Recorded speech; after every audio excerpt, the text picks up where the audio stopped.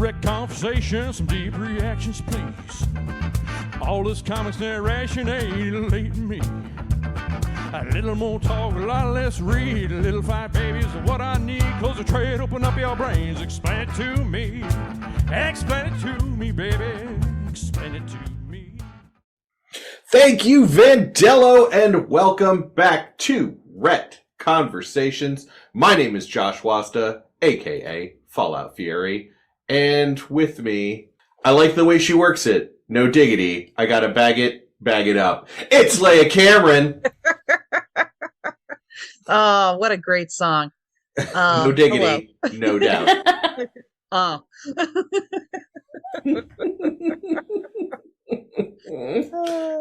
Good times were had by all. Indeed. Yeah. And with us, that strong masculine voice is Mr. JR Cillian Green. Welcome back, sir. Cheers, mates. And auditing this episode because she can't have her bestie JR on an episode and not sit in, especially when he's going to be subjected to just a whole lot of heterosexual sex. It is a blessing and a curse. Yeah, it is a blessing and a curse. Yes, he definitely will need an emotional support Jen for this episode. My beautiful wife is here, the Baronessa, Miss Jennifer Howland. Hello, all.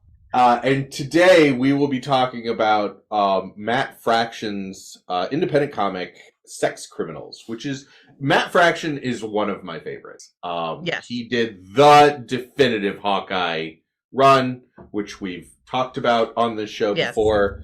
Except no substitutes. Yes, he's very good at what he does. Kind of Tom King-ish in the way that his humor lands, but also very different in how he approaches things. So Today we will be doing Sex Criminals. JR, refresh my memory. I know we were at a barbecue at Mike and Mare's when Leia somehow talked you into this book. Do you recall how that happened? I think that I volunteered as tribute, namely because I had already suffered. What was the one that we did? Oh God, and I had to read it. The Jared Leto movie. It was Morbin time. Oh God. Morbius. So I had already like set myself as he who suffers for the cause. That was over. Yep. We gave you Lock and Key with Dairy Public Radio. With Dairy Public Radio. Yeah. Who I had not started listening to yet. And now I am their biggest fan, and I wish I could go back and do that episode so I could like fangirl in front of them instead of like away. But because I think it was CM and Josh, was that? Yeah, it was CM and Josh. Mm-hmm. Ben couldn't make it. They're my Josh is like my vocal crush. I just love every time he speaks. But you like it when he says "fatty daddy"? Oh, no, that's Ben. Oh, that was Ben. That was Ben. You're right. No, he and CM torture Ben with delicious foreshadowing. But I really liked. I said sure. I'd read the first episode of Sex Criminals issue, and at a recommendation from a mutual friend, and went, I don't know who this person thinks I am, because this was extremely off. So, and it kept being like recommended. It would show up on like the best comics of the year, and I thought, am I wrong? No, it must be the children that are wrong. So as you asked when you joined, are the straights okay? Are the straights okay? Because Jesus Christ, y'all. They are not. I like. We are obviously not. I liked Fraction's Hawkeye. I thought that was excellent, but the other stuff of his that I've read, I've not been a fan of. So we're gonna see today if we can change your mind on that. Change my mind on it. Yeah. All right. So for anybody who is not tuned in to our show before, welcome. And this is how the show will go. The presenting professor is Professor L, Ms. Leia. She will be taking JR through every step of this comic. And if at any time JR wants to ask clarification questions, ask a question, make a comment, whatever, he can pull the emergency brake on the entire show. And he can ask me or comment to me, Professor J, the assisting professor, to answer or to respond or just to riff for a while. I will be the crow to his Joel. If I can't answer it, I will throw it back to Professor L. If she cannot answer it, we do have Miss Jennifer Howland here today, who for the last few episodes has not been able to make shit up. And it will be her job to just make up an answer, and that answer is now canon. All right, everybody got how this is going to go? Yeah. Professor L, please begin. All right. So this is volume 1 of Sex Criminals. And this was written in 2014 by Matt Fraction and Chip Zdarsky, the Power Team, if you will. Okay, I'm gonna pull the emergency brake right now. Chip Zdarsky, like he's one of my. Never mind, he's one of my favorite. Whatever. This is now I'm real conflicted.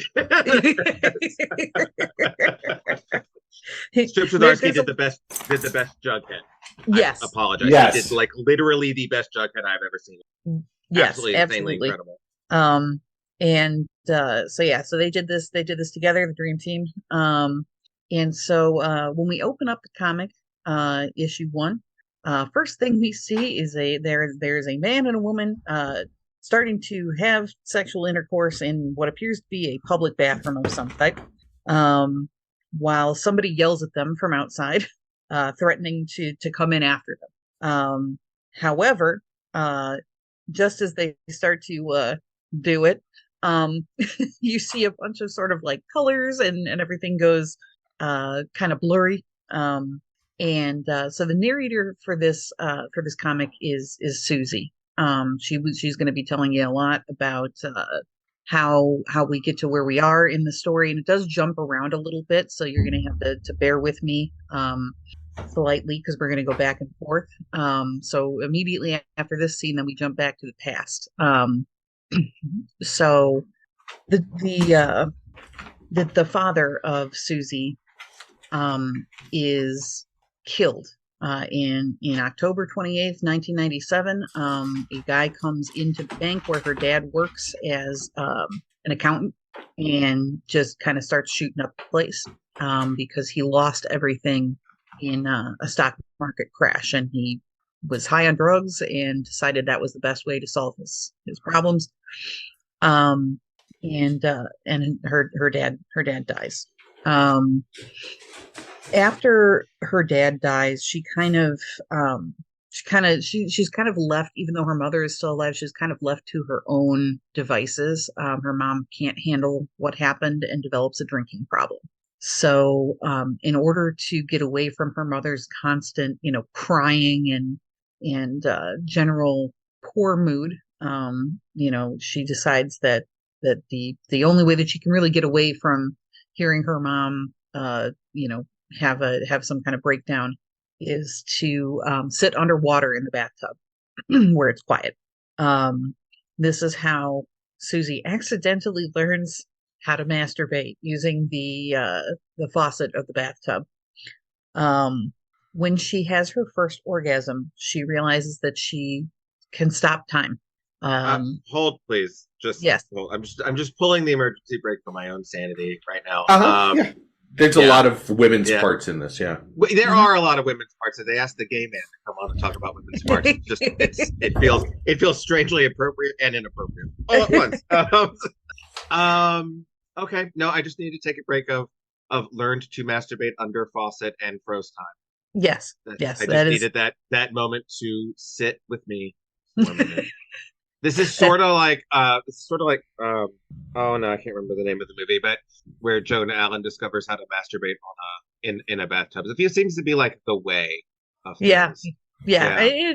Bathtubs. The story does mention, like, this is apparently how many girls learn to do this. But Pleasantville, it was Pleasantville. There we go. All right. Yes. Yeah. Go forth. Continue onward. So she realizes that afterwards, so like the room kind of fills up with color. and kind of goes a little bit sort of blurry. It's hard to describe. Like you'd have to look at the artwork panels to kind of get the gist of how the world looks, but it's quiet and it's colorful and it's frozen. Looks like a kaleidoscope fucked a light flare. Yeah. But of course this kind of scares her, right? Because she isn't sure whether or not this is normal. Like, does this happen to everyone? I would like to say yes, it does. It happens to all of us every day.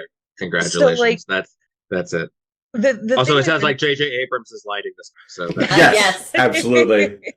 The thing that's really interesting is that this is set as a side note. Obviously this is set in like 1997, but a lot of it kind of feels like it actually took place about 10 years prior in terms of like access to information, because the first thing that she does upon realizing that this weird thing happens when she has an orgasm is that she tries to seek out information. And so she immediately approaches what she calls the dirty girls at her high school, which is basically like everybody's got them in their school, like the kids that like they're like, oh, they smoke and they got fingered in the 6th grade. Right, exactly. Like they got, they let the boys feel them up behind the bleachers at the, in the gym or whatever the hell, to quote one of my favorite comedies that takes place in quote unquote Chicago, got rotary dialed behind the school. So that's See, in my school, those were just called the popular girls. That's right. And now, Leia, you can use that phrase rotary dialed at your pleasure. That's how I'm exclusively going to describe any type of finger action going forward. Thank you. So we can talk in code because the millennials won't know what we're talking about. Exactly. But Gen Z looks confused. Okay, I know the concept of a phone attached to the wall is difficult. But those phones, I'm imagining you're thinking they had buttons. Bitch, no. Coming up on a bunch of kids in a park, be like, you kids drawing dick on playground equipment? You guys rotary dialing each other behind the band shell? And the kids are just standing there like, what? What? Dial 9! Dial 9! This old lady came up to us and started yelling something about the Rotary Club. I don't know. Oh my god! I'm sorry, you killed me. I am now the Josh Kahn of this episode. I'm going to destroy this whole thing. Sorry. And before that, you had to call an operator to stick it in for you. Klondike 5. Shit. Oh, we're not even Jesus in the Christ. Yeah, back then, all the phones were oral. That's right. I'm just gonna say, like, this is gonna be the longest episode ever because I'm just not gonna be able to stop. Oh my God. Okay. So she approaches the dirty girls, the sluts, and approaches them and then immediately like runs away. Like she doesn't even get her question off. She's just like, bye, and leaves. She now, so we find out that now in the present day in her adult life, she actually lives with Rachel, who is the exact girl that called her a slut the moment she walked up to the dirty girls. And that's now her best. So they go to so we're still in high school. They go to a high school party, and her boyfriend Craig, she decides that tonight's going to be the night at the party. They're gonna have sex for the first time, and they do. And he plays Sarah McLachlan. He plays Sarah McLachlan. Wait, in the eyes of the angel, because at that point in time, I feel like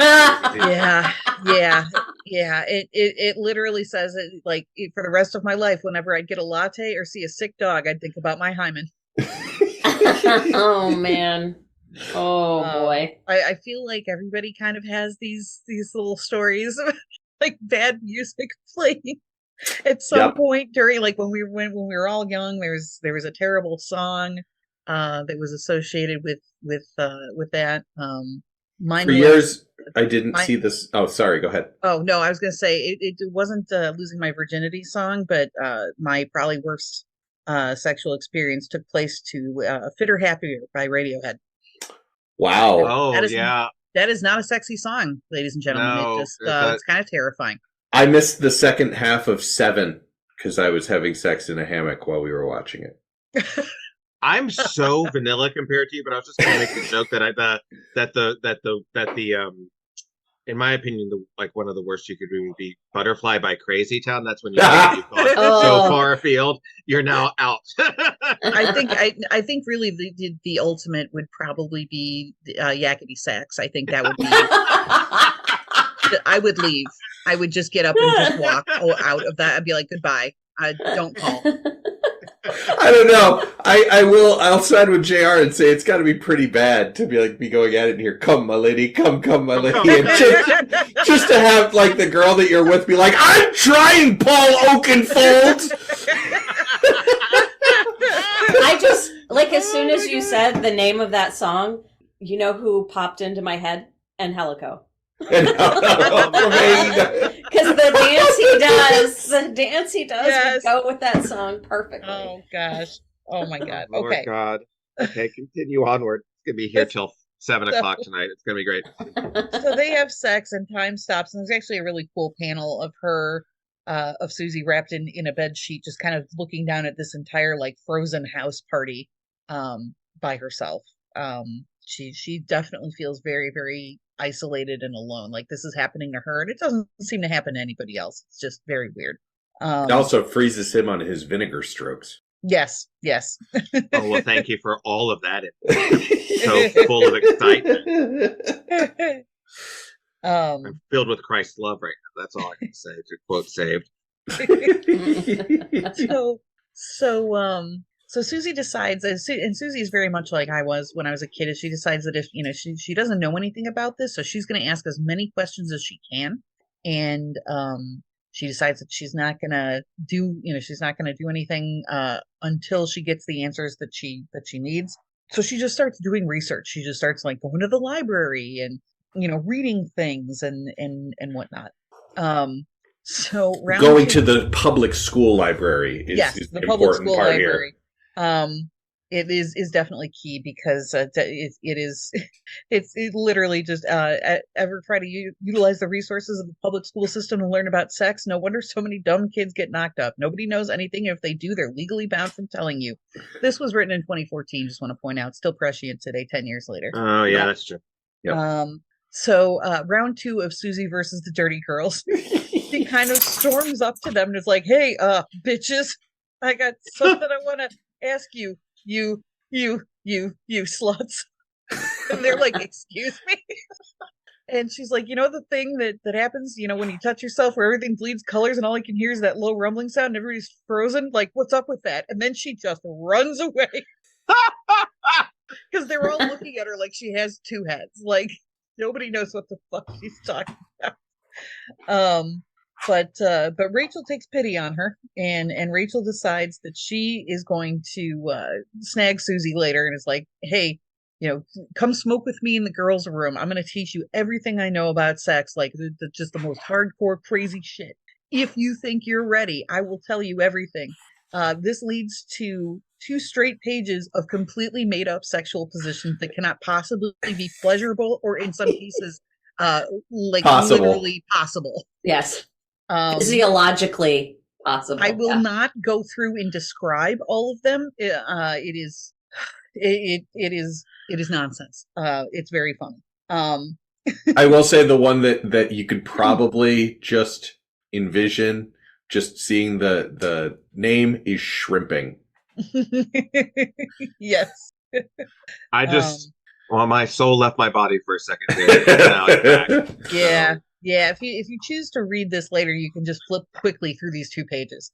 I mean, it reminds me of like those scenes in a movie where you see like kids with their first porno and they were like open it up and then they're turning it to figure out where it that's what I feel like those pages are. That's exactly what it is. It's just, and it's literally drawn like graffiti on a bathroom wall, like each of these sex positions. Um, and it's actually pretty funny. Susie can't handle this and is like, I gotta go, and just abruptly leaves the bathroom and is like, where I'm out of here. She ends up going to a doctor to ask some questions, but she's embarrassed. She goes to like a gynecologist. The gynecologist is male. And she just kind of blurts out, what happens after you have an orgasm? I'm asking for a friend. And the gynecologist is like, well, usually you go to sleep in bed next to your husband. Oh, really? Ew. Yeah. And then that's the end of that conversation. So Susie is out of desperation, decides that she's going to try to ask her mom about sex.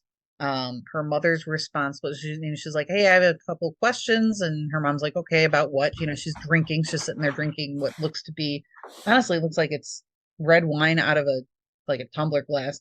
But she asks her mom, I've got a few questions about sex. Can you help me out? And her mom's immediate response is, great, now I'm raising a whore. Oh my God. Yeah. So this doesn't work out. So all these sources that she has trying to find information on are just failing her. She takes this opportunity to go upstairs and pleasure herself to stop time so she can just scream at her mother while she's frozen. And just it basically describes she calls it the quiet, what happens. And she talks about how quiet, that's the only place she could really talk to her mom. Because her mom is just deep, balls deep in, excuse the manner of speaking, but balls deep in alcoholism at this. So she starts compiling her own data of all the times it's happened, how it happened, who if anyone it was with, or by herself, or whatever. How long she thinks it lasts. Sorry, I'm going to jump in because there is a line, just because I know JR and his background with trauma and therapy. This line that she says in the middle of the quiet, like she's screaming at her mother over and over, and then like you see other panels of her like kissing her mother's head. She has hours upon hours alone confronting her mother. And so at the end of it, she basically says, you know how they tell you on planes to put your own oxygen mask on first, even before you help your kids? She was trying so hard back then. And wow. I mean, yeah, it's a really awesome statement, because yes, it would be very easy in this to just villainize the mother. Her husband died and she turned to drinking and it was a whole thing. But the character that you're following also has spent so much time working on this in the quiet that she understands her mom didn't know what to do either. Right. Like this, a lot of this, like for being a absolutely hilarious book, there is a lot of trauma and grief wrapped up into it. And this is definitely a case where, she doesn't hate her mom, but she kind of understands, but at the same time, her mom isn't present, for her. So she's just kind of being neglected because her mother is grieving so deeply. I mean, yeah, that seems about right. It's also, I mean, what little I've read about Matt Fraction, if you can be trauma filled while doing comedy, do so. Yeah, absolutely. So she starts compiling all this data on her own experiences, and then realizes that she doesn't have a good way to sort through it or search it, and she has all this information, but she doesn't know what to do with it. So she goes to the local library and talks to a librarian who's like, oh, you need a taxonomy. Let me show you how to do that. And she says, this is the day that she fell in love with libraries. And so in the present day, right now, she's trying to save her local public library, which is being foreclosed on by this giant banking corporation, which is literally called Bank Corp. And she's trying to buy every book she can to save what she can of this library. And she points out that the bank will take the library if they can take it, but they won't get the books if she can help it. She notes the bank will take everything you love sooner or later. I mean, yes. Again. Yeah. Yeah. I was like, oh, okay, that's enough of Okie that. doke. All right. Right. Well, thanks. I'm gonna leave now. That's the end of this issue. Yeah. Laugh, cry, gif. Right, Laugh, exactly. cry. So in the present day, her and Rachel are throwing basically a house, like a Save the Library house party. People donate like a certain amount and they get access to the party and they get to save the library, and it's sort of like a last ditch effort to try to raise funds for this library that's going to get foreclosed on. She is having an okay time at the party. Like, it's not, she talks about that she's not really much of a drinker, and parties aren't really her jam, but she's just kind of doing this to do it. And she hears so some like random guy is like, hey, what's your favorite book, babe? And she says, Lolita, probably. He's like, oh, isn't that dirty sex book? And immediately she's chagrined. She's like, no, it's not a dirty sex book. It's not really about sex. It's and she hears a guy reciting the beginning of Lolita, and she kind of gravitates towards this guy, and meets John. John is going to be our second pivotal character in this book. They get on like a house on fire talking about books and authors and what they do for work, and it's just a lot of very cute banter. So naturally they sleep together, and while the party's going on, and they have intercourse, and both of them apparently achieve orgasm. And rolls, so Susie rolls over and is like, wow, that was great, that felt nice. And John is like, yeah. And they both turn and look at each other, and they're both terrified. And like, how are you here? What the fuck is going on? How are you here with me? So it turns out that both of them have this power. Also, John's dick glows when Well, I mean, this is happening. Why wouldn't it? Because I mean, he's obviously an anglerfish, so this is where we're at. It's a lure. It's a lure. I love. Well, that covers that. I'm not sleeping tonight. I like while you were describing this, I was like, this is about as far as I made it. And I have this thought of, well, of course they're not here that does this, and of course she met him at a party while he recited Lolita. I mean, at no point in time is anything here implausible at all. Like, this is just how we do things. So we cut back very briefly to the present day. That's the two people that are having sex in the bathroom that turned out to be Susie and John. And time has now stopped in the bathroom, and it turns out that they are walking. They immediately exit out of the bathroom into what is now obviously a bank, and John is holding a gun. They both are. So it appears they're going to be using their time stop powers to rob a bank, and that is the end of issue 1. So I have a. So if time's frozen, right? Yes. Okay, and no one there can do anything. Yes. So the guns are there for. Well, in case, and then we get to issue 2. Okay, well, and then secondly, do they ever discuss how long they have in time freeze land? Yes, we will get to that very shortly. Okay, great. Yeah, well, I was like asking for rules. And third, is it based on how hard that orgasm? No. like is it on a scale from like Victorian porn to Barbarella? How hard was your orgasm equals actually what your timeline is? Funny you should mention that. Barbarella? Because I can talk Barbarella all day. One of the things that we kind of glossed over is when she's doing her little project and talking in her notebooks, she's actually keeping track of time, location, what she was masturbating to, how long, Very how long it lasted. Yeah, she gets to the point where she can tell when it's starting to come out of that time. So she has at least a little bit of warning. But yeah, like she has she was in the park, and that was 6 minutes. But she was thinking about sexual Gary, and that lasted 13 minutes! Exclamation point. So I mean, I always think about my own sexual Gary. You know, we all have a sexual Gary. That's maybe the sexual Gary were the friends we made along the way.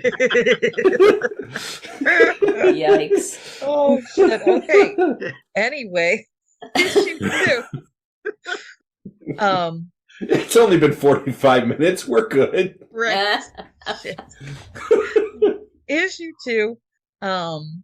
We open with somebody who is telling telling them, here we come. You just remember you did this to yourselves, and they start running.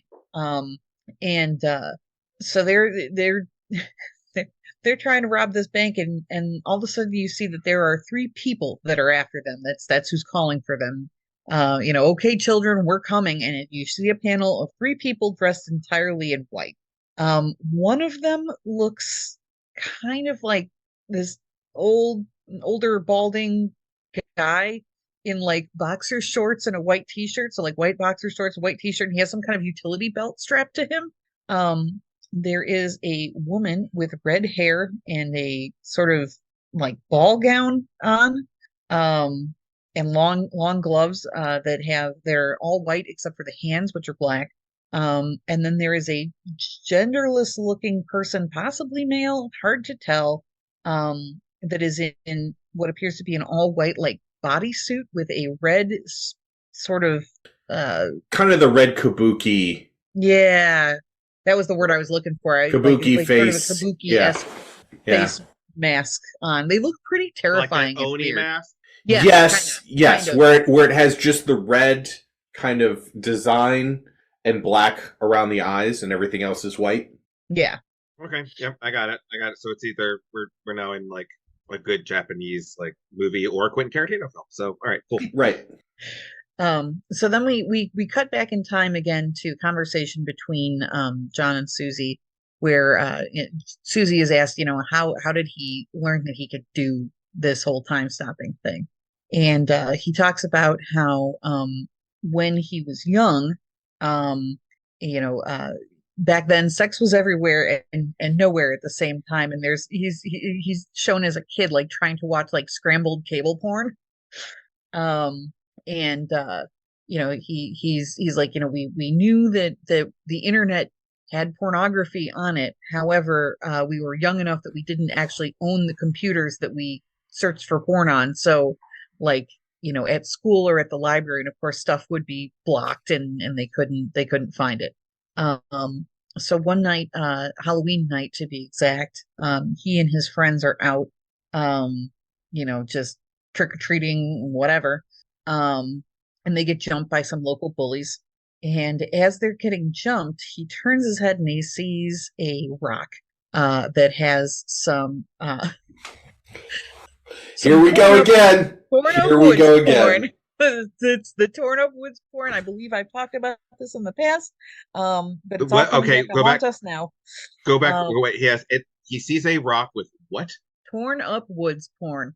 Torn up woods porn. All right. David Sedaris also found torn up woods porn. Yes, one of my favorite essays. Yes, and see our episode on Dawn, where I try to share things from my youth with 3 women who are not having it. So for our younger younger listeners who don't understand the concept of torn up woods porn, or maybe didn't listen to that episode, very quickly I will just tell you that back, pre-internet, the woods was where a lot of young men, usually almost exclusively, to be quite honest, used to just store their pornography that they didn't want to have at home. So like maybe you had a couple dirty mags, you didn't want your mom finding them when she cleaned your room, so you like put it in like a log in the woods where you could just go out and get your pornography when you felt the need to look at pornography. This really doesn't happen all that much anymore because the internet. So yeah, that was the weird stuff people used to do pre-internet. There used to be hard copies of everything. Yes, you would have, if you wanted to look at naked boobies, you would have to purchase a pornography magazine. or steal one from an adult or whatever. An older sibling. Yeah. Right. Yeah, and then you just create this woods stash that you just kept in the woods. So he was very happy to find this stash, even though he got jumped. He immediately took the pornography home. And of course there's a dirty picture in there, and that kind of becomes his focal point, as a kid, like this one nude picture of this lady. And that was the first time he ever masturbated and had the time stopping thing happen. And the dick glowing. Susie points out that it glows like E.T. dick. But for him, he says it's kind of a timer for how long he gets to spend in. So Susie calls it the quiet. John does not call it that. He calls it cum world. Well, I mean, there's he's a teenage boy. He's a teenage boy. And there's also a pornography store in his town that is literally called Cum World. Yep. And this has fascinated him as well when he was a kid, because he knew what was in there but couldn't go in because he was a kid, right? This is like most porn store, adult stores, as they're on the highway, have at least the decency to name themselves something absolutely innocuous. Lion's Den. Lion's Den. World famous. Yeah, although in the Twin Cities there is a place called Sex World. Lover's Lane. It's like, oh, it sounds romantic. But this is also a lot of this is also very over the top and goofy because it's Fraction and Zdarsky. I also want to point out too, real quick, throughout this, there's a lot of little background gags I'm not going to get into. But it is worth looking at just to see the background gags. So in Cum World is one of those, like the C in Cum World looks like a crazy dildo. Anyways, so what happens is that John figures out that he has a refractory period and that he will stay in Cum World until he's ready to go again, basically. And then if that happens, he'll pop back out into real time again. Time will start moving again. So he tells Susie that he gets the idea when he's a kid that if he goes to the bank branch right across the street and uses their public restroom to rub one out, he can freeze time and go across to the sex shop and just basically make it his own. He can just walk right in, take whatever he wants, look at whatever he wants, and he basically describes it as his very own porno lending library. This goes really well for him until he comes across in the porn shop a movie with the lady from that dirty picture he found in the woods in it. And he immediately, because he is like a teen boy, immediately is like, oh my God, my princess, my goddess, the light of my life, fire in my loins. And immediately becomes ready to go again. And his time starts up as he is standing in the middle of the porn shop in his underpants, looking at this porno film. So he runs out of there, literally says, cue the Benny Hill music, and darts out of there as fast as he possibly can. And he says, that was how he learned that as long as he wasn't ready to have sex again or what have you, that he could stay there as long as he wanted. Susie does not like the term cum world also. she hates it. I mean, it's up there with, once again, with CM hating Fatty Daddy. I mean, like, it's the same department. They live in the same department of the awful terminology department store. Yes. Well, and in his defense, he does say we can't all be fucking poets. I was 15. I'm doing the best I can. Okay, so he got a point. He's got a point.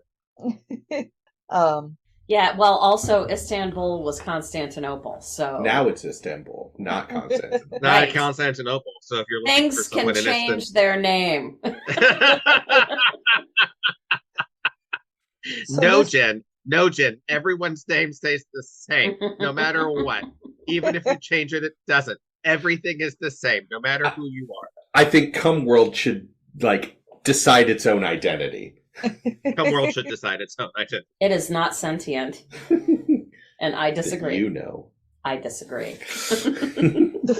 So there's an aside here where immediately Susie Googles the actress whose name is whose porno name is Jasmine Saint Cocaine. Yeah, and I guess her real name is Rayanne Toots. Not better. No. And, better. Like, what happened to having fun porn names like Candy Floss or something like that? I mean, like, what the Right. So she makes a joke about, it doesn't say which of her uncles touched her, but Wikipedia has pretty high verification standards. And then there's an aside here, like fourth wall break, where the picture of Jasmine Saint Cocaine that she's looking at on like Wikipedia or whatever is like, hey, you don't get to, shame me or insult me just because I'm a sex worker or insist that I come from a background of abuse and molestation. You don't need to talk about me that way or whatever. So I actually kind of enjoyed that little aside. I was like, get it, Chip and Matt. So we cut back after this brief conversation to the bank robbery, and the woman in white that I mentioned earlier is slowly making her entrance into the bank and is like, children, come here. But Susie and Matt have just gotten into the bank vault with all of the money in it. And that is the end of issue 2. Issue 3, this woman is advancing on them. And John and Susie are like, oh, I think we really fucked up. Well, I don't know what to do. Like, I don't know how this person is here or what's going to happen to us. We cut back to another flashback from John, his experiences in college. And how he lost his virginity. And again, just an absolutely hilarious story about how they had to use like a friend of his girlfriend's room to, have sex for the first time because her roommate was having a hard time being 45 minutes away from home for the first time, which just and that one's good. 45 minutes away from home, yeah. Right. Her friend is like, let me just put out a little music for you guys and get you started, and then like presses play on like a boom box and exits, and it's a singer called Esteban who I don't even really know what the analog for the inspiration for this is, but it is just a terrible singer. He just imagine having sex to Wreck of the Edmund Fitzgerald. Like there's a point where you can see like the outline of this Esteban person. Like you don't see his face, like he kind of looks like a shadow person, like standing in the corner watching them having sex. And he's just singing everything is awful, everything is awful, everything is awfully awful. I will forever hold who sang Wreck of the Edmund Fitzgerald set? Gordon Lightfoot. Gordon Lightfoot, yeah. It's the national anthem of the up north. Of the up north, yeah.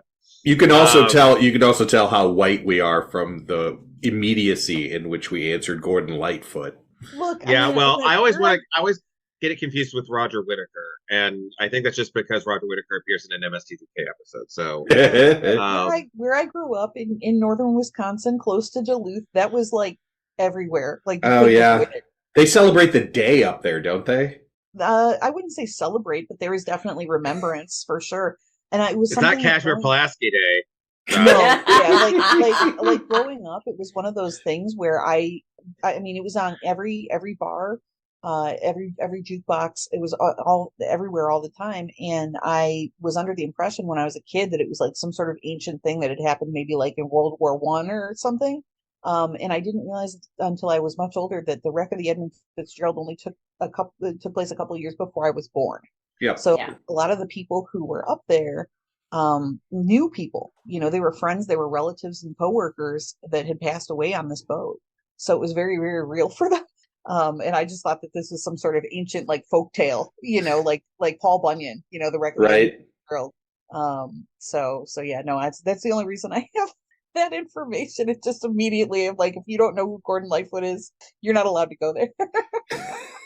Well, and as a side, because Josh is the only person who has not lived in the Chicago area, Kazimierz Pulaski Day is a real thing.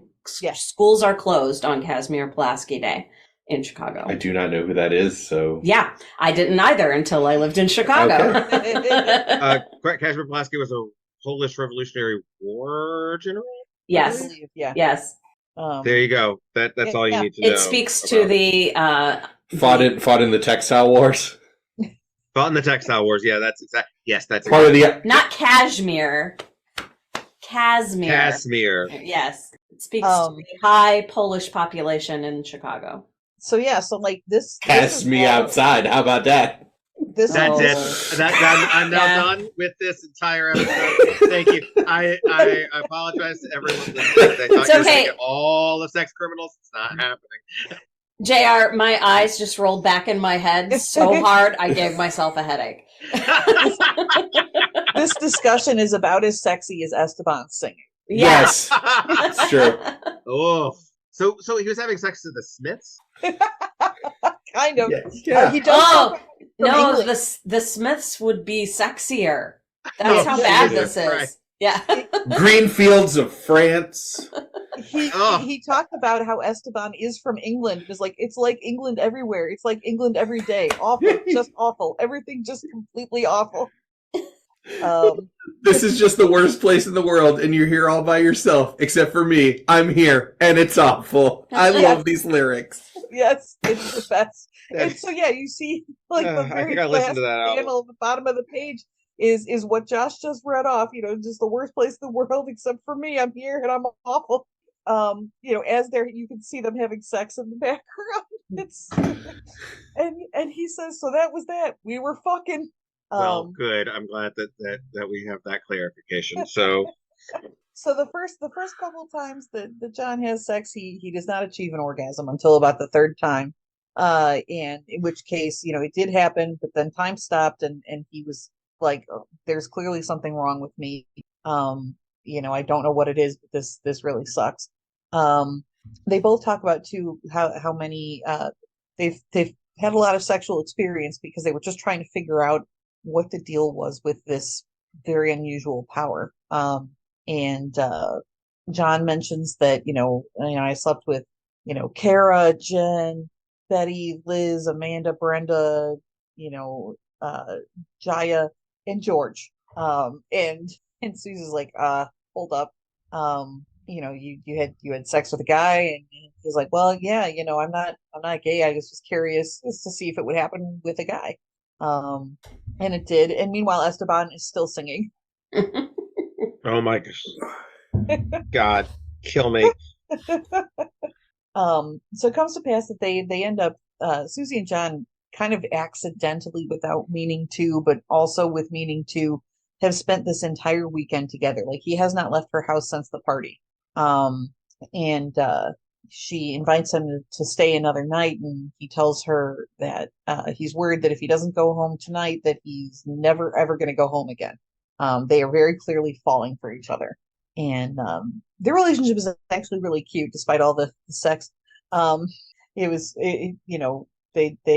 a hell of a first date, and they were very excited about it. So he goes home and goes to work the next day.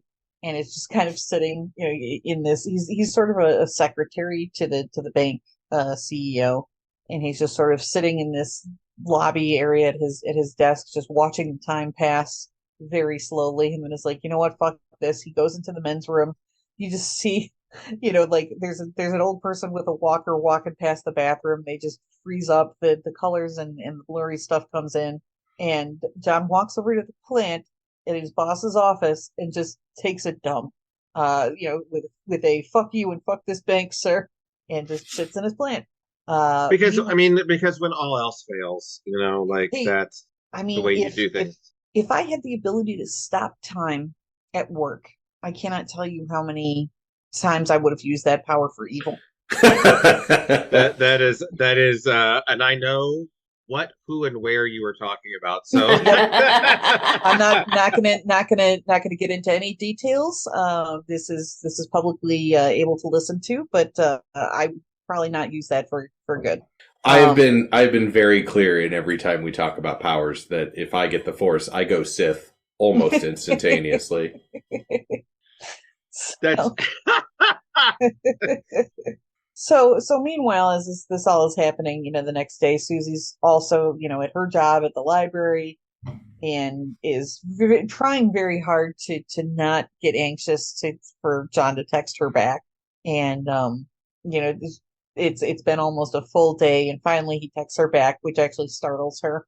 And they spend, pretty much the entire rest of the evening texting, and then he finally is like, they finally decide that they want to go out again, which is very obvious the entire time. And he says, I think I want to take you to Comb World. And the next scene you see is that, they show up at the porno store, and she's like, that's not what I thought you meant. But they go into the porno store, and they go into the porno store Comb World, and Susie decides, like, let's get a video booth. And so they get a video booth, and predictably, there's some orgasms, and now the entire store. I will say that they must be extraordinarily skilled. Yeah. Bat it out of the park every time. Exactly. I thought that too when I was reading through this. I was like, these people are just ready to go at any moment, huh? I don't know what that's like. Like, Not just ready to go at any moment, but like ready to go with greater purpose, right? Like, right. And we are going to do this until the orgasm hits both of us, then we're going to add our time together, and then we're going to run back. I mean, there's a lot of factors stuff happening, here. Right?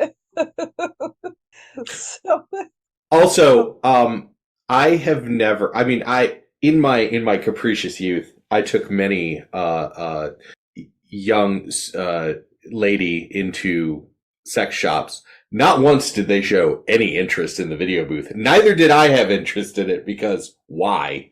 Yeah, and they always seem very because you're in a Madonna video. Specifically, open your heart.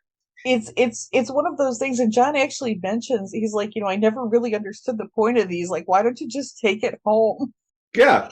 Which I was like, yeah, no, I'm with him on that. Like, I don't fully get it either, but okay, whatever. For the purposes of the story, they go into this booth, and they end up freezing time, and they just kind of end up having like a goofy party in the sex shop where they just are, flinging dildos at each other, and whipping each other with cat of nine tails, and having sleeping bag races, and all kinds of other just being goofy in the porno store. Sleeping bag races. For some what reason, kind of a sex shop is this? For some reason, there's a Willem Dafoe mask. Yes. Oh wow! Well, because that's the sexiest thing.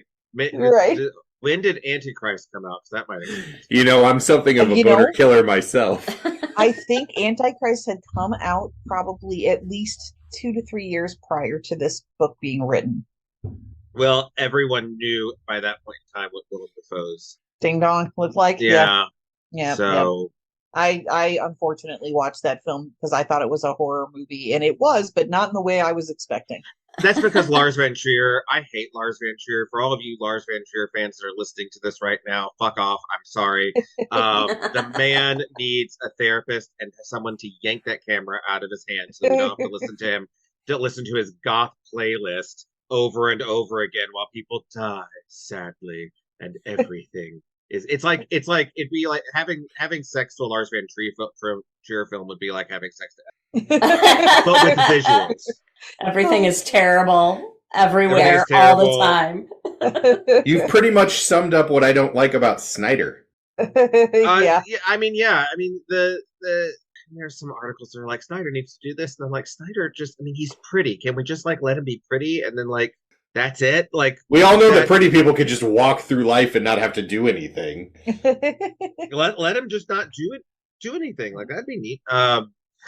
Yeah, Snyder's like, and maybe he's grown out of it. I doubt it, but like that what mid 2000s, early to mid 2000s, like everything needs to be gritty for no good purpose. Like, I get it, but I don't get it. Anyway, continuing on. Anyway, so we have a brief flashback here where Susie and John are playing pool, and she's telling him about how the bank is foreclosing on a library, and John agrees that really sucks, and there is a 4-page long interlude, fourth wall breaking interlude involving Fat Bottom Girls by Queen. There's This is like if Edgar Wright dropped acid. Yes, like that's where I'm at yes, right it is. This is one of the most bizarre interludes. I'm not going to go through the whole thing, but basically, a song comes on. Susie's like, "Oh man, it's my jam," and then over every single speech bubble in the comic for 4 straight pages are what look like little post-it notes that are like, "Hey, we tried to get the rights to these lyrics, but we couldn't get a hold of them. Anyways, I'm going to talk about some other stuff for a little while. We really tried to get these lyrics. We did our best. The lawyers wouldn't have it. Oh well, Freddie Mercury is great. Queen is really cool. I used to want to shoot movies." That is delightful. Yes. Thank you, Matt and Chip, for like good, truly good fourth wall breaking stuff. That's delightful. And it closes out with, "Why don't they make musicals anymore? I bet the answer is lawyers." Anyways, and it just oh my god, it pops right back into real time. So it's pretty hilarious. So John, after they're done playing pool, they're walking home, and John is like, "Hey, look, I have an idea. You know how we can stop time?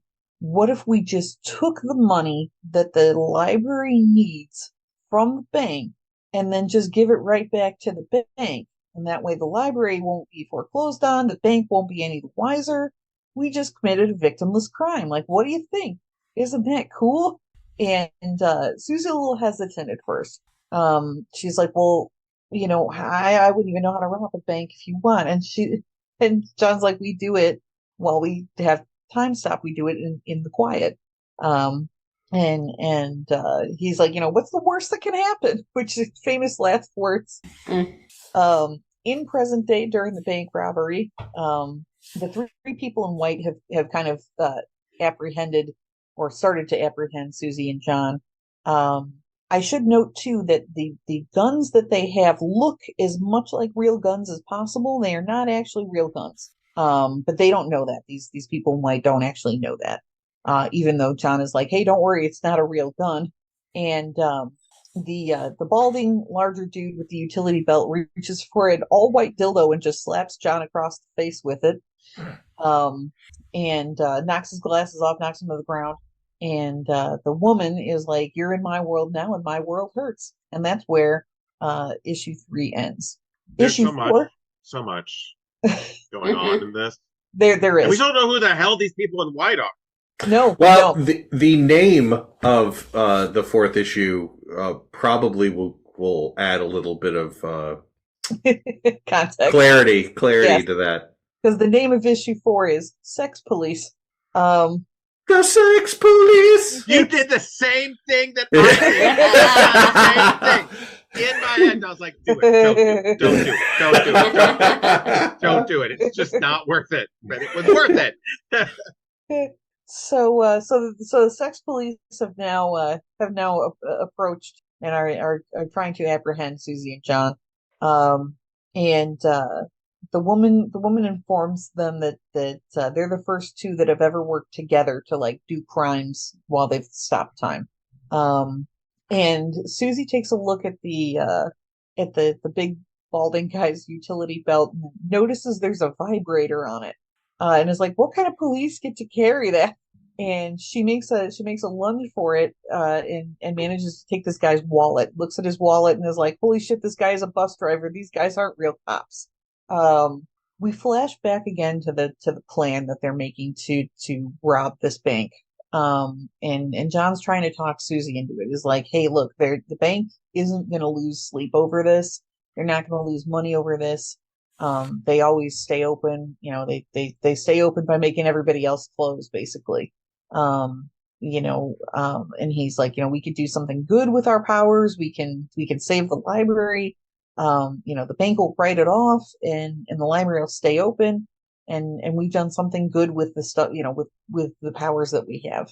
And Susie really kind of contemplates that. So they start enacting their plan, and they start very small, by essentially like practicing, of having sex in like public or semi-public areas. And so they start very small at the shop at Comworld itself, where they just kind of they stop time and kind of rearrange things in the store, just to see what'll happen. And it just says, Comworld went insane, and there's just a bunch of people in the shop. Like there's one guy is just pouring what appears to be a bucket of lube on his head. There's vibrators everywhere, dildos everywhere. Two men seem to be making out. Everybody they've essentially placed everybody in weird or compromising positions and moved a bunch of stuff in the time that was frozen. And they wait for like a week to find out whether or not it makes the news, or if there's any sign that something weird or amiss has happened, and nothing happens. There's no sign. Nobody has said anything. Nobody's done anything. As they're making the plans to rob these banks, Rachel kind of overhears some of the planning and starts to get very suspicious about what's going on. Susie has like a map, and it's like an outline, like a map of the bank, and like hand drawn, and lies to Rachel and says that it's like for Dungeons and Dragons or something, like some kind of dungeon map. But obviously it is not. There's also a hilarious interlude here where Susie tries to figure out who this woman that's leading the sex police is, and is like, I bet she's like a soccer mom who has a secret, this is her secret identity, and she calls her Kegel Face, and that name sticks.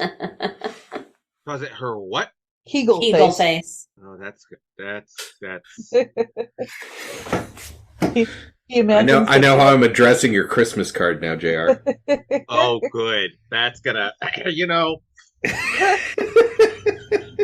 this just means that my determination to annihilate you in Brussels, Absolutely. when I buy the new one for no good reason, when to annihilate you in Brussels will just go up another tick, because and not beat you by more, beat you by one again. Yeah.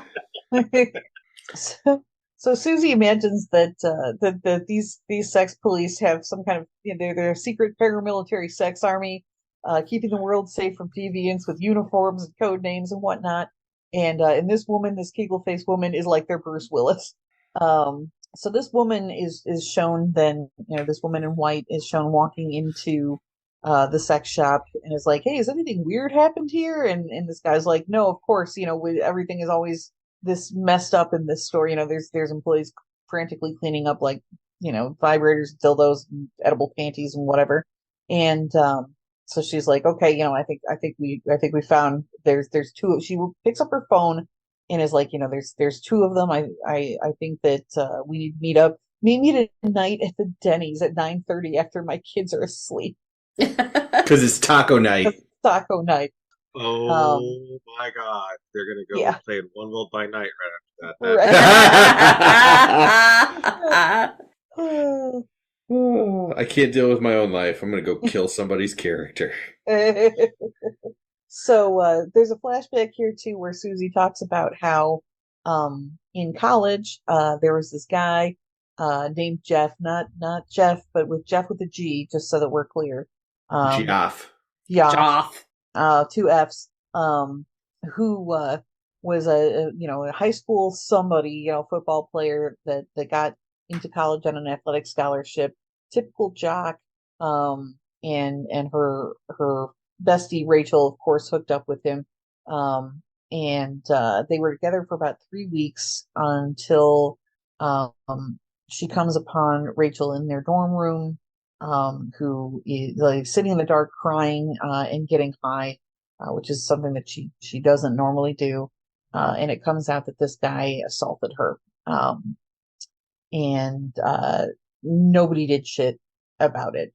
Rachel dropped out of college, started using drugs, Eventually got better, but this guy didn't ever, he was completely untouchable. Susie did not take kindly to that, of course, and so used her power to stop time and plant a joint in this guy's bag, like a lit joint. For whatever reason, she decides to light it and then put it in his bag. The problem is she'd never been high before, and she'd never been high in the quiet in the time stop before. So it was very, very difficult for her to do things. She says that it takes about half an hour for her to just go back to her seat in the classroom. And then she falls asleep. When she wakes up, all of a sudden, this guy's book bag is burning in the middle of the auditorium floor. And he is kicked out of college for having drugs, and scholarship is rescinded. But as an adult, of course, there's still no consequences. He's like got a boat and does championship fishing for a living. So they go on,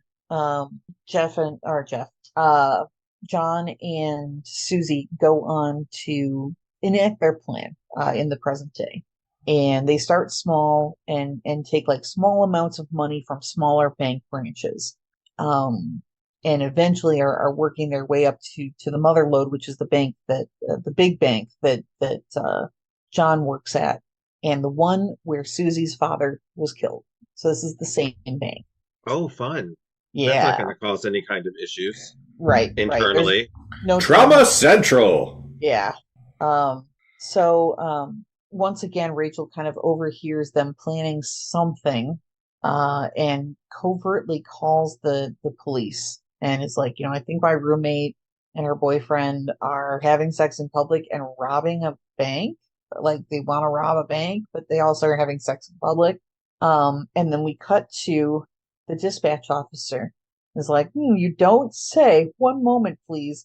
It's Keagleface. It's that woman in white. She's a police dispatcher in her day job.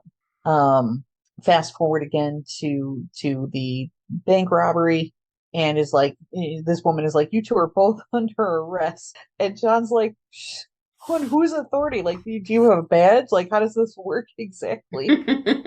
And this is where I actually had a question for you, Leia. Yes. Are dispatchers like police officers? No. Okay.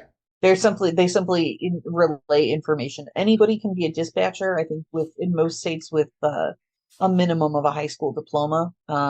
In Illinois, there's a certification you can get to become a police dispatcher, but I don't think it is explicitly required. It is helpful. You get trained. Like we had a 911 operator program at my previous workplace. Mm-hmm. And you get a certification that would certainly help you in getting that job. But I think in some places it is not. That I don't even think that's required. I think you just have to be able to answer the phone. Interesting. So, your mileage may vary. I wouldn't. I don't know the laws in every single place, but it's certainly an option. But no, you don't have police powers. You just kind of connect police and fire and other emergency services to whoever's calling. Yeah, it seems like you would be better served to have like training for therapy as a dispatcher. Yeah, absolutely. And that is definitely a component of the certification. Is basically how to deal with people who are in crisis. Yeah, and de-escalation and right. So I could have just gone and become a dispatcher and not had to get my master's degree. Is that what I'm hearing? No. Okay, all right. Yeah, I love that. I'm hesitant to make any comments that would send you back to college. I'm getting my third master's degree right now, Mr. Wasta. Thank you so very much. Overachievers. So, this No self-preservation instinct. That's it. It's just no self-preservation instinct. This lady is like, hey, do you have a license for that gun? And Susie's like, it's not a gun. And John's like, Susie, don't, and she interrupts him and is like, get after him, boys. And she Dalton Castles them. Yes. She goes, boys! Kabuki Oh my lord. Balding guy.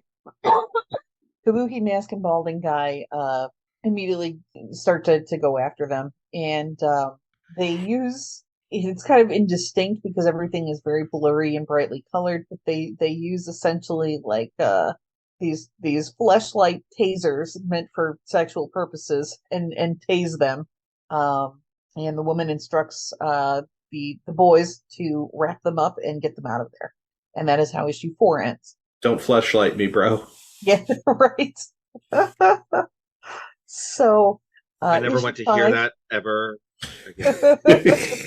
Hey, dude, you want to come over to my place, play some GameCube? I'm leaving now. This was again. I'm leaving again to the general audience. I'm leaving again. Why is this backpack filled with black dildos? Did you spray Oh, Axe body spray on these? Like a can and a half. Oh my god. Oh my god. Oh my god. Okay, great. Keep going. Okay, all right. So issue 5, we open up, and Susie and John are still in the quiet in the frozen time, but they are now like back to back, handcuffed, and coming to. They are in the back of a van, and the woman is driving the van. Susie's like, "Oh, what happened?" And the woman, who appears to be texting while driving, is like, "Hey, obviously you're a prisoner of the sex police." Obviously. Duh. We've intercepted you. We've intercepted you. In the act of committing quite a few crimes.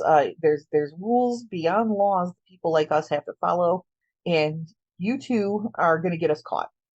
If you get us caught, it is bad for everybody, and you're real fucked now. Susie, on the other hand, realizes that the handcuffs that they've used are sex handcuffs, and her and John have practiced undoing these handcuffs already. And so she is able to do it because she has double jointed fingers and thumbs, which is pretty cool. The gun, we also find out that they have, is not, of course, it's not a real gun, but it is a vibrator, so it's a vibrator gun. And their thought on that was, what were they going to do? What was there in? You know what? Just keep going. I don't know what. I think the gun was basically so it looked like a gun. It looked realistic like a gun, in case for whatever reason they dropped out of the quiet unexpectedly. They would at least have something that kind of looked like a weapon that they could maybe bluff out of their way out of this bank robbery with. But it's unclear. Hands up, catch my vibe. You are just cruising for it right now. Yeah, and the only reason he's doing it is because he knows that it bothers you, JR. I know who he is and what he does. I'm not. We all know who confused. you are. It's not like I met him yesterday. We will not go over our origin story today. So, Susie also mentions too that during some of the dry runs, or on the smaller branches, it kind of felt like they were being watched, and they were, because that lady, the sex cop, head sex cop, Kegelface, was there pretending to be still the entire time and just watching what they were doing. This is also during this dry run at the Big Bank branch. Before they do the actual robbery, Susie goes to find John in the bank and comes across him taking a shit in his boss's plant.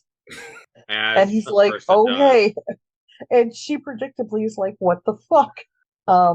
This leads to a bit of a confession from John. When he was young, he was diagnosed with ADHD and also oppositional defiant disorder. He tells her that, he was on medication and, in therapy and all kinds of, social skills training and all this other stuff. And she kind of cuts to the chase and is like, "Okay, I noticed that you used medicated in past tense. Are you currently on medication?" And he kind of is quiet and is like, "No, it's okay. I'm fine. Anyways, let me tell you about what a terrible person my boss is, and you'll understand everything." And his boss is, of course, a prick. His boss is one of those people who, he's like, "Hey, I'm going to get coffee. Do you want anything?" And his boss is like, "If you're getting coffee, you ain't working. Sit down at your goddamn desk." And so he's worked there for a while, and he's just tired of taking his boss's shit. So he decides to give some shit back to his boss. And he does point out that quietly and consistently he would shit in his boss's plant every single day. And the amazing part of that was that at no point did his boss get rid of the plant, which would have been the easiest solution for that problem. Instead, he chose to use what he called the phantom pooper to crack down on his subordinates even more, even offering a reward for the phantom pooper apprehension. That that feels accurate Yeah. to bosses I've had in the past. Yes. You got time to lean, you got time to clean. Right. Yep, that's the yeah. Thank you. That's the guy. Yeah. That fucking guy. That fucking guy. And Susie's like, cool story, but let's cut to the chase. Are you or are you not currently taking medication for your issues? And he admits that he is not. He tells her that the reason that he's no longer on medication is because, while he was medicated before, he was fine, but maybe a little too fine. And he just kind of had that general numbness of feeling and of interest that can happen sometimes with medication. And of course, the other side effect being is that just a complete lack of sexual function. He was not interested in sex. And wasn't interested in much of anything, just kind of living a very dull, heavily medicated existence. So he decided to take himself off the meds. Jeff, you obviously have some background with this as a therapist. I figure that this is probably a good segue for don't just stop taking your meds. PSA. Oh, please don't. Yes, please don't. Don't do what Johnny don't does. Like, PSA from your local therapist. You have someone that is prescribing for a reason. It's time to talk about it with them, and don't just go off of things because that's not fun for you or anyone else. Trust me. Yeah. Tune in next week when the PSA will be about floor pill. No. Well, about floor pill. Yeah, that's God, please. Floor pill is the opposite of stopping your meds. So true. So naturally Susie is like really concerned about this because this has not been disclosed prior to any of this, right? Like she is just finding this out now. Like this guy that she's seeing, that she's super into, that she's now robbing banks with, is, oh, by the way, off his meds and has some serious mental health issues. As they're at this diner kind of talking about this, he's like, hey, look, I manage what I manage my mental health by, having a healthy sex life and, working out and meditation and crapping in my boss's plant, that's how I maintain my sanity. Yeah. And who amongst us? I'm sure Right. I'm sure he also buys his essential oils from a Young Living rep, so it works out. So as they're having this conversation at the diner, a woman approaches the table and says, "Children, we know," and it's Kegelface. She Good. informs them. That's good. She is not in white; she's just in regular civilian clothes. And she informs them that she knows what they've been up to. She knows that they have been freezing time and committing crimes. And that not more than an hour ago they were in the main branch of the Bank Corp building, rehearsing what appeared to be a robbery. And of course they kind of played down and were like, what are you talking about? We're so crazy. And she's like, hey, you didn't think you were the only two people, right? Like we're watching you, behave yourselves. She goes back to sit at the counter and is just staring at them. As she does, she makes a very strange face. And this is how she gets the name Kegel Face, is because Susie's like, she's doing Kegels right now as we speak. What if she has some kind of crazy super muscular time-stopping badge? And she disappears. And then she disappears. I would like to note that the deafening silence you hear from my end is indicative of the ever-growing whirlwind of, should I read this? No, you shouldn't read this. Should I read this? No, I shouldn't read this. Should I read this? No, this is not. So after this woman disappears, they look down at their paper placemats, and this woman has written simply, "Yes, they were Kegels" on there. And a symbol that looks like a vag. Yeah, it does kind of look like a vag. But My inside God. of a inside of a circle, it's kind of a weird looking symbol. It's like the vag of Sauron. Yes, there we go. It's some interlocking circles. I like. Wow. You put the ring on, time stops, and all of a sudden the badge of Sauron can see you. Okay, well, again, That's the reason that if we're going to have to stop this episode because I don't know if I'm about to laugh really hard for like the next hour or if I'm just shocked.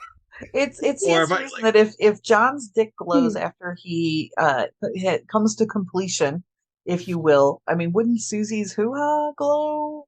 Or at least her nipples. Right, like something, I don't know. Anyways, so they're walking back, and they're having two different conversations. That's one conversation.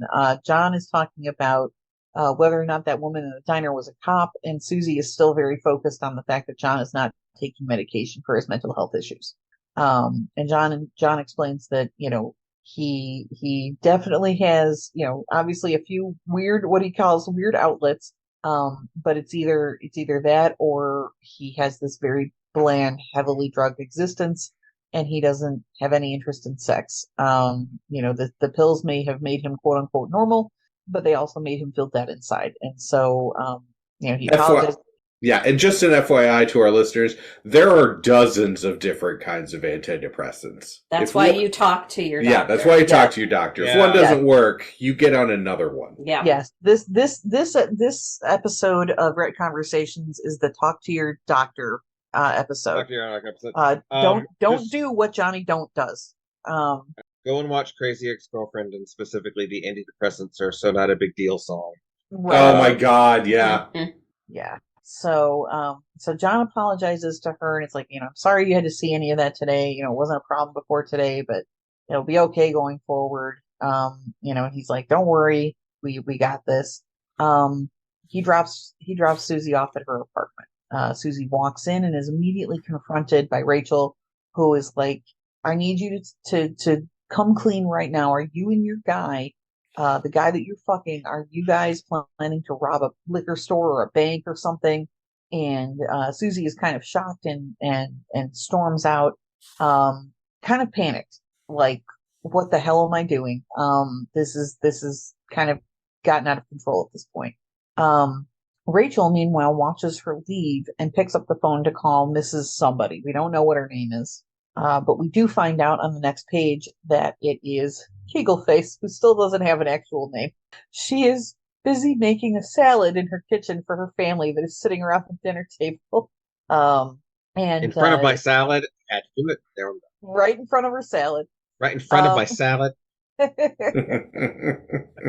And so she's having this conversation with Rachel, and is like, my research shows that your hunch is correct. Your friend is probably going to be, intending to break the law.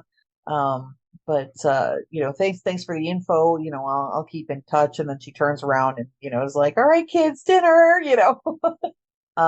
So meanwhile, Susie starts doing some research into both oppositional defiant disorder and ADD. She helps a kid out at the library, which is now, you can see, starting to become very empty. And it takes her mind off things for a little bit, helping this kid who reminds her of herself, trying to get information and learn some shit. Meanwhile, the bank robbers are getting ready to rob their bank, and the sex police are suiting up and getting ready to go to the bank. Kegelface actually calls what appears to be 911 and is like, yeah, I want to report a bank robbery. This is just, yeah, Bobby, it's me. Because she knows all the other dispatchers. And then they wait. We cut back to present, and they're in the back of the van with the sex police with time frozen. And the bald guy is like, hey, I don't understand what you two nice kids are doing with a gun like this, and takes the gun, the fake gun, and kind of holds it up to examine it. Susie takes this opportunity that she has to wrench the gun away from him and starts using it on Keagleface, who then disappears and drops out of the quiet. And so does the other guy, because they are now both ready to go. She manages to get John out of the handcuffs, and they run. They run like hell.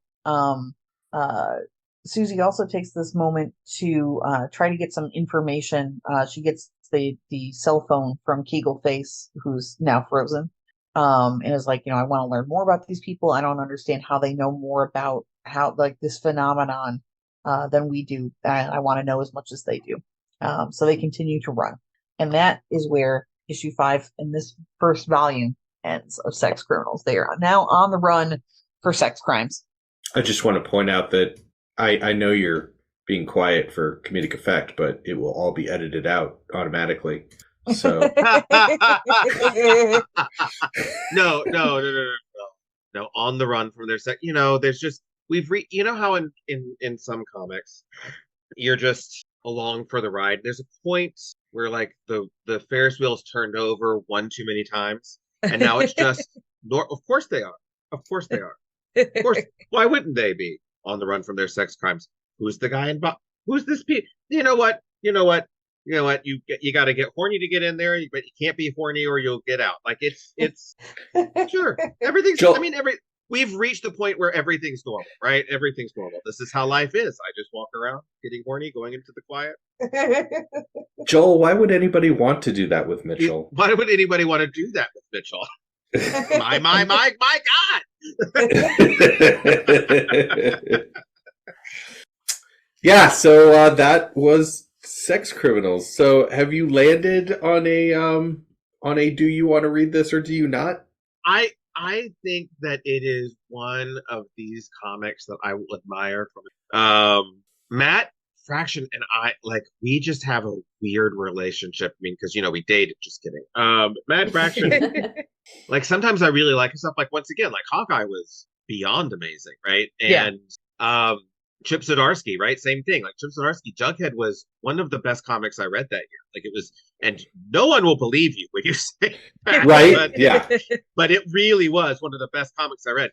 And but sometimes, like when they get off on their, it's like also Matt Miller does the same thing, or Millar, however you want to pronounce it. No one can tell me. There are times when they like land with me like really well, and there are times when I'm like, what in the living fuck has happened to you, right? Like, and it's just one like Sex Criminals. I'm curious, so there's a sliver of a chance that I'll be like, yes, now's the time. But it is a really funny book, and it, like I said, there's a lot of background gags and dialogue that I didn't get too deep into. Fourth wall breaking stuff and whatever. That is, it's just the ever changing names for John and her cell phone. Yes. Yeah, there's all kinds of little art details and background details and funny asides that I didn't delve too deeply into, but are worth looking at. Yeah, and there's a lot going on that is I mean, like just from the description, it's really like witty and fun and delightful and strange, and I'm all into that, right? Like that's all good. I don't like to sound like I'm some kind of Victorian prude who's like, I have seen her ankles and now I have scandal, right? But like there's a point, and maybe this is really the actual point of this, right? There's a point where like it's just too much sex, and I'm like, now it's no longer sex at all. It's just, could these people get on with it already? Like, good Lord, guys! Like, what are you, Catholics? Like, what are you trying to like reproduce the world? Like, what's going on? Yeah, it's like some of the finer details in this comic are kind of lost on me as well. Like I am just astonished at the seeming ease that they have having sex in public or semi-public or whatever, where I'm like, well, that wouldn't be for me. Like, right? Yeah, like cannot relate. Cool, great. Thank you very much for that. There's a reason that this is not a comic about two people in their 40s. Just saying. Right. Yes. This is about when we've all like, oh, I have to work in the morning. I'm really tired. Yeah. I don't want the Gen Z kids to happen to catch me and then end up on OnlyFans. Like, that's the last thing that I need, right? Like, although that would be, now this is gonna have to be edited up. That would be like the funniest, weirdest OnlyFans ever are Gen Zers going around and filming people having sex in public, right? Like that, and just putting it up there. That would just be weird, and I don't know if it would be sexy or just one of those things that you all like collectively gather around to go, I wonder if that was uncomfortable, right? Like this. Oh man. Sometimes it's comfortable, sometimes it's not. Depends really. Yeah. Depends really on the surroundings.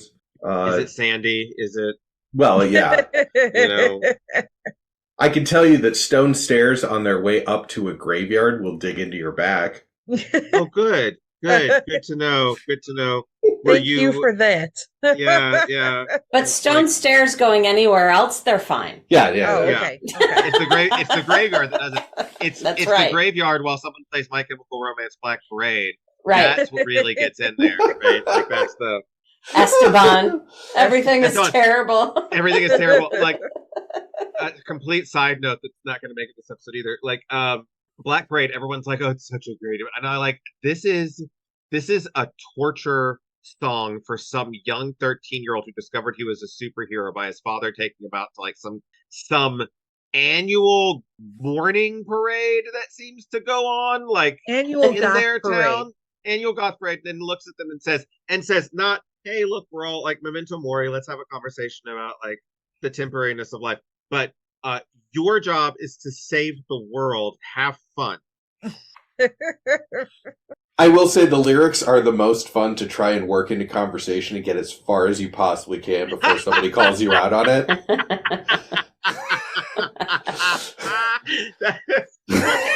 Like make it sound like it's going to be a really serious, like, you know, when I was a young boy, my father took me into the city to see a marching band, and that's usually when they'll stop you unless they've never heard the song, and then Yeah, you get halfway through the first sentence with me, and I'm like, nope, stop. Yeah, it's true. I But see you what you're generally- doing, and I don't like it. yeah, you say that as a precaution for most things that I say. No. Before you start, no. Before you Yeah, start. just I see that you look like you might say something. yeah, you're like, Let me stop you right there. yeah, yeah, you're like the Clippy of cutting me off. I see you're wanting to say something.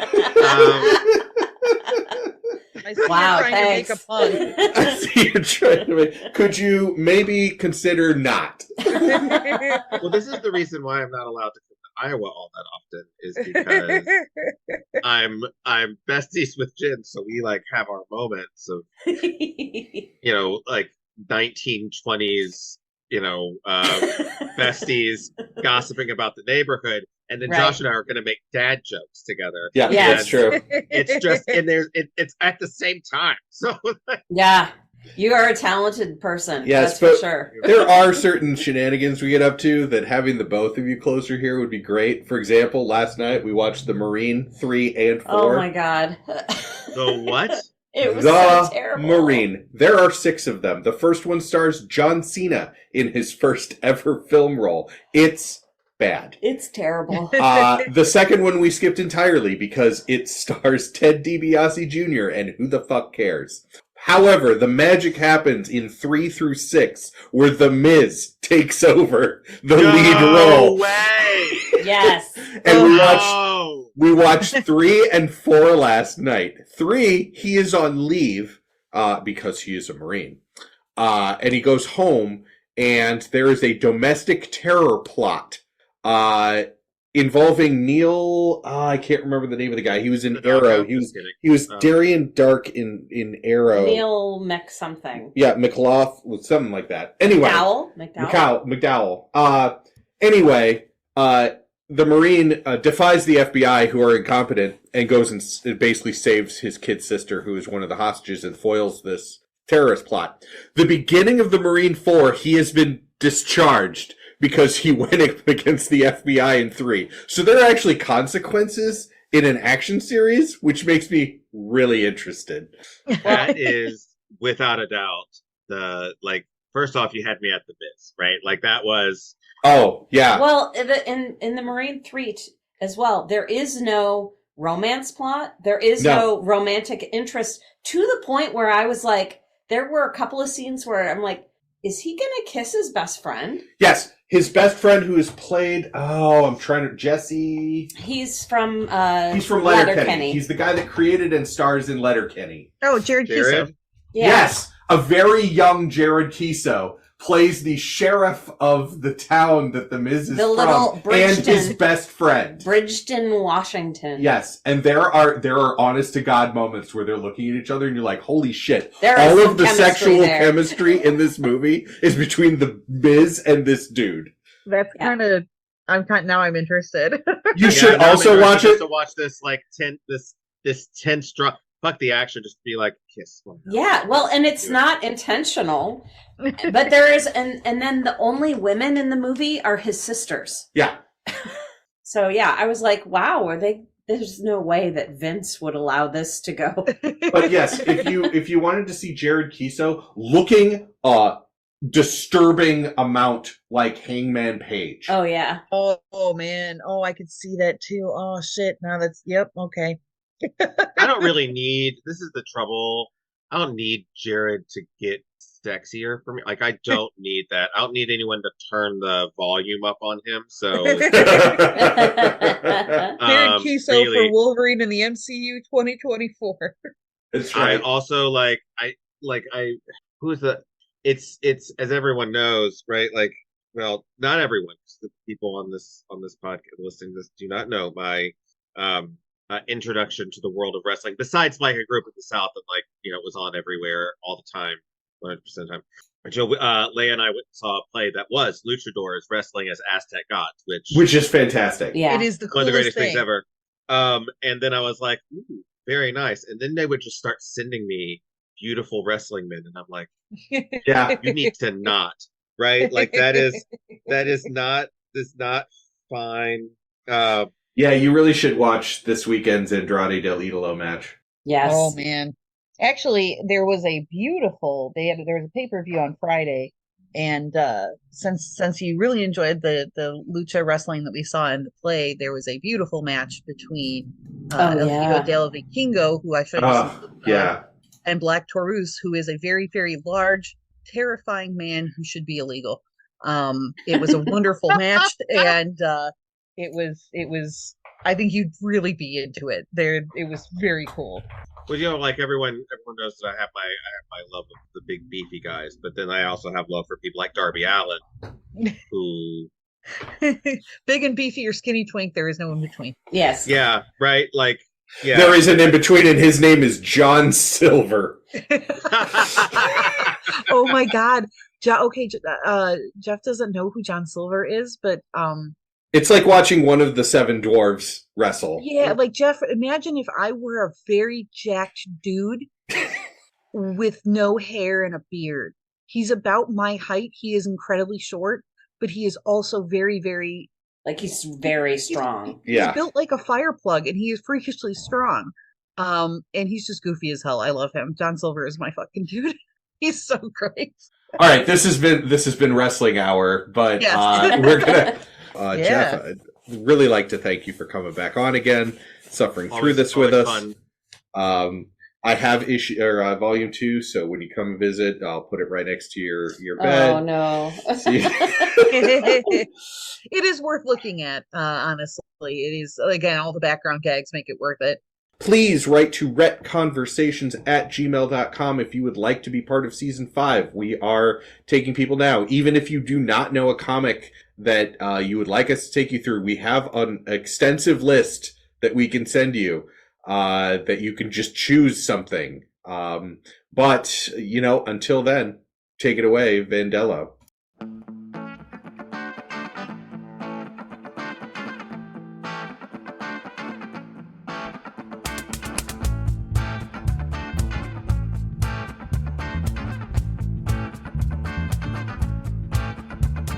A little wreck conversation, some deep reactions, please.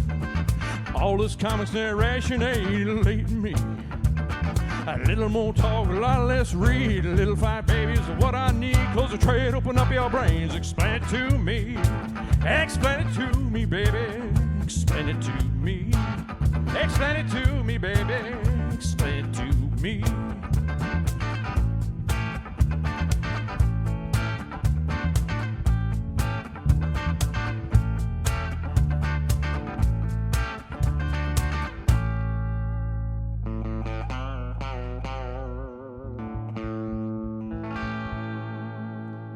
Vandello 2021.